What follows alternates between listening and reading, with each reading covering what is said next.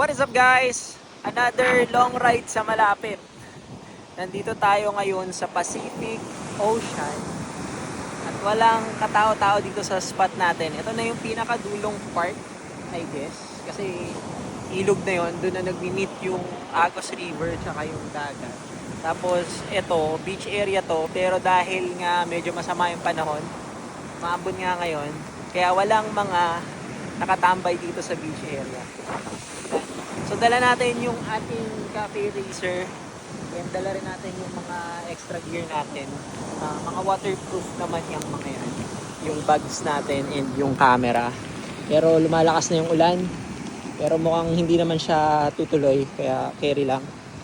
Ang ganda dito mag photoshoot. So yung dala natin gamit, yung sa 360 1RS. Yung main camera natin nandito. So yan, sa tank bag. Tapos may dala tayong drone, yung DJI Neo. Kaso ang lakas ng hangin, hindi ko alam kung okay ba siya paliparin ngayon. Tapos medyo umuulan-ulan pa. Pero carry lang. So backlight lang tayo. Ang ginagamit ko lang ngayon for photography is itong cellphone natin, yung iPhone 16 Pro. And ayun. So, mag-picture-picture na muna ako siguro. Mamaya na lang. Sarap mabasa ng ulan.